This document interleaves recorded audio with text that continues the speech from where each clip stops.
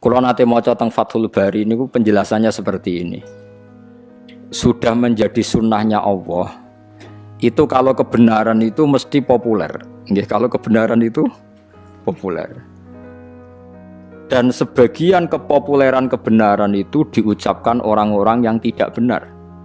Ya kula baleni malih. Dan sebagian kepopulerannya barang-barang tidak benar, barang-barang benar itu diucapkan orang-orang yang tidak benar.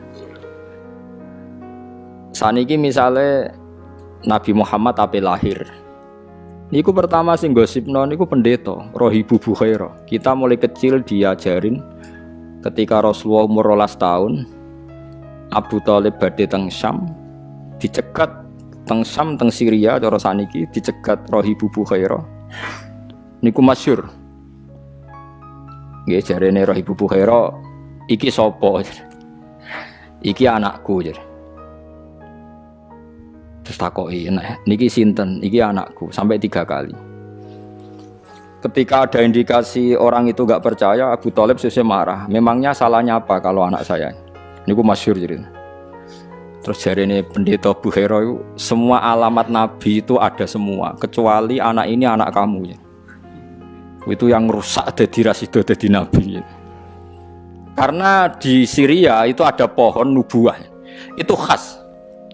Pohon itu akan mereaksi siapa saja yang calon nabi. Jadi kalau nabi itu duduk di situ kok srengenge ning kulon, itu wite niku dadi kok kulon supaya ngiyupi nabi. Nah misalnya srengenge kok lor ya wite dadi ning lor. Pokoke mesti ngiyupi niku. Nek sing nggo kowe orang reaksi ya. Itu khas napa? Khas. Tudzilluhul ghamamah tuti'uhus sahaib. Nah enggak ada cerita Burdah teng tiban. Makanya terus takok afi ainaihi humrotun istidharon lil alamatil khafiyah. Nah sampeyan mau coba berjanji itu.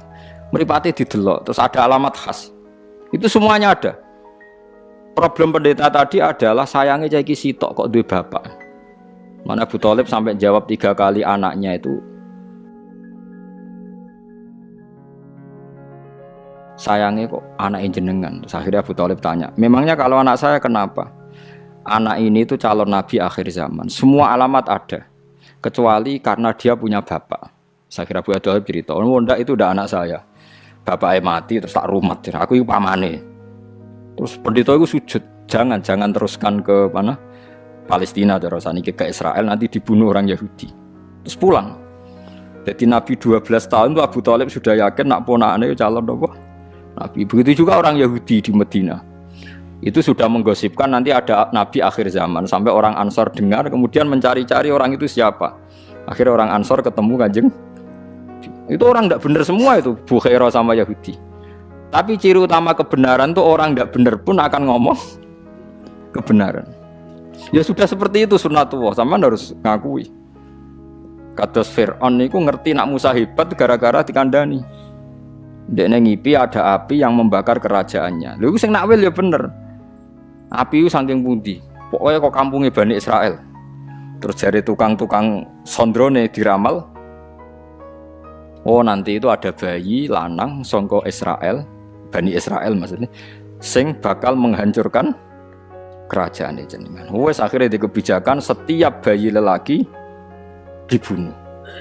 Dan kejadiannya benar-benar seperti itu. Akhirnya yang menghancurkan Fir'aun adalah bayi saking Bani Israel.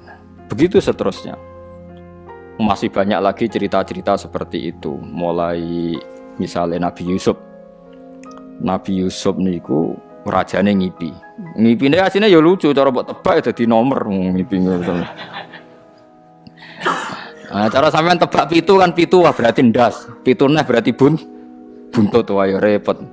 Ngipine rajane mau inni arasab abaqaratin simani yaquluhun sab'un ijafun wasab asumbulatin khudriu wa ukhra yabisat. Aku iku ngipi roh sapi lemu pitu dipangan sapi kuru pitu. Lan roh tanduran pitu lemu, tanduran pitu kuru. Wis ngono tok. Lah tukang-tukang ngipi ora iso jawab ya mok qalu adghasu ahlam. Apa nu kembange turu wis gloyor ngene. Tapi oleh Nabi Musa ketika itu pentakbir mimpi itu diakui. Nabi Musa Nakwil yo sederhana.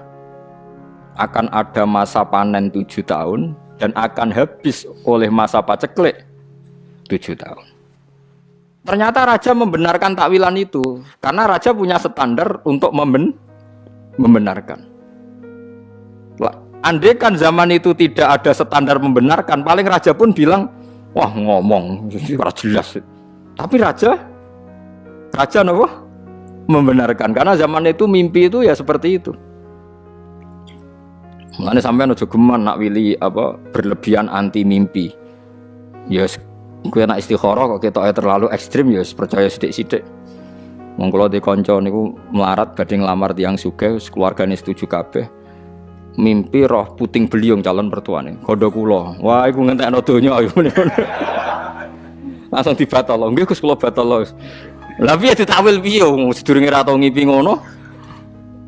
Sing wedok niku keluargane sugih, sing lanang melarat kanca kula. Wis mantep untuk cah iku. Ana kiye ning ngongkon istikharah, jebule ngipi roh angin puting beliung. Tak kok kula takwilane napa iki? Donyane jenengan tak dilereni. Terus cah iku akhire rabi wong liya. Ya ngono tenan wis wis repot wis. Nggak bisa kamu karena menurut syariat sekarang mimpi nggak dibenarkan, dukun nggak dibenarkan, kemudian Anda sama sekali tidak percaya. Nggak boleh, tidak wajib membenarkan, tapi jangan bilang tidak percaya karena pasti masih ada sisa-sisa ilmu kebenaran di masa lalu. Dan kira kaget neng TV kan itu jumpa pers ada tanggalnya itu sebelum peristiwa Aceh, sebelum angin di Florida dan kemudian terjadi persis. Tidak karena ilmu loh, bukan karena ilmu sains, enggak. Paham gitu? Terus itu masalah-masalah sing jari Fathul Bari. Kamu jangan menyoal alamat nubuwah ketika yang mengatakan adalah Rohibu Bukhairah atau mimpinya raja-raja Romawi bahwa mimpi ada raja yang berkhitan. Kemudian Hiroklu nyari yang khitan itu siapa? Ternyata orang Arab. Berarti Nabi akhir zaman itu orang Arab. Dan itu yang ngomong Heraklius, orang Romawi. Tapi ya terbukti ada gunjingan Nabi ya karena omongannya orang-orang nopo? Orang-orang nopo? Romawi. Sama harus percaya itu.